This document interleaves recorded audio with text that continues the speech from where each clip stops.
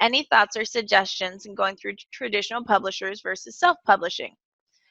Self-publishing often gets a poor name. However, if you do self-publishing right, people can't tell unless they really look and research the imprint. If you have a beautiful book that is professionally done, professionally edited, and professionally put out and available through wholesalers, through the professional channels, people don't know, and many bookstores do carry them. Now, if you bring in a book that looks like it's got your granddaughter's artwork on it, it's got mistakes, it's not clean, and it's not up to date in standards in the interior, and you say, hey, I self-published this book, will you carry it? Chances are they're going to say no, because unfortunately, while publishing and self-publishing has become easy or easier and more mainstream, which is great for so many people, it also allows people to put out shoddy work. So there are so many people who will put out a book that's not proofread, that's not edited, and that is where self-publishing gets a bad name. Most often when you're working with bookstores and libraries, if you can show that you've had consistent sales, if you've had big sales, if you have big reviews from, let's say, Kirkus or Library Journal, that gives your book credibility. So you can absolutely self-publish and get into bookstores and libraries, but you must do it well. Certainly traditional publishing, it's got its perks. When you do traditional publishing, you have a whole team working for you. You have people advertising and marketing for you, although not as much as you might think. Many traditionally published authors still have to market. But so yes, traditional publishing does have its perks. You do lose some control, but overall you have a team supporting you. Self-publishers, you can still make it, guys. Indie authors can make it if you avail yourself of the tools and you publish well. You want to get up on Amazon, you want to go to KDP, absolutely, but your book does need professional things, like a Library of Congress number, or if you aren't eligible because you don't have enough authors or books in your imprint, you would go with a PCIP block. We get ours from the Donahue Group. Obtaining your own ISBN, making sure that you've been edited, making sure that you've proofread, making sure that you have a professional cover.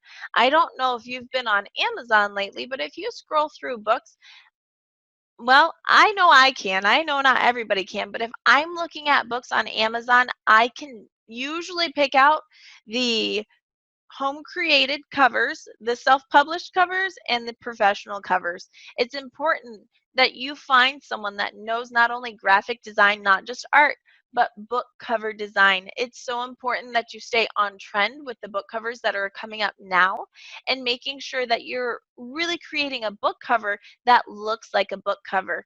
It's very hard if you're not in that field to do that. Even if you're great with graphic art, if you're an artist even, it's not the same thing, and I promise you that professionals in the industry can tell the difference. I probably talk about it too much at home because my husband will even look at a book over my shoulder and go, "Oh yeah, that one's not good, is it?" So it's definitely something. Your cover is so important. Um, oh, Stephen, the book that I showed, again, the best-selling author, the co-authors are actually the Bestseller Builders co-founders. So it's Amy Collins, that we all know and love, Daniel Hall of Real Fast Marketing Programs, and John Rhodes. And John is just amazing with strategy, marketing, and business. And it is just chock full of, I mean, it's fun, it's witty, it's easy to read. It's got some great little graphics and stuff in there. Hold it up so you can see it.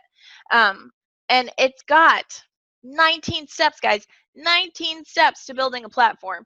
Not all of them will be great for everybody. Some of them you're going to be going, yeah, it's not for me. And that's fine. But out of 19 steps, I'm willing to bet you can find at least 5 to start implementing and building your own platform. So very important, best-selling author. I say reputable and well done self-publishing, that means that the core of what it is, your book, I'm going to pull it up here again, it has a nice cover. It's edited inside. Publishing is the act of getting your book all together and then putting it up appropriate. It's important that when you put a book up, that you are putting it up on Ingram Spark, that you have the full market discount. That means, guys, that on Ingram Spark, your discount is set at 55%. A lot of people go, wow, how can I sell a book at 55%? The thing is that by the time Ingram Spark and Ingram take their cut, it's only going to be a 40% discount to bookstores. And bookstores have to buy that book, pay their overhead, pay their employees, and still make a profit. So your royalty on an Ingram book that is going to retailers like bookstores or gift shops, Barnes and Noble, you're only going to make about $1 if you use print on demand. That's standard, that's normal, and that's okay because they are marketing it for you. They're spreading your name. Every time your book is on a shelf, it's an opportunity for new readers to find you. And of course, you want to upload to KDP for Amazon sales because you make more on royalties if you upload direct to KDP. And also, Amazon sells approximately just under half of all the books in the US. So it's a great platform. You want to sell your books on Amazon, but you don't want to sell them only on Amazon.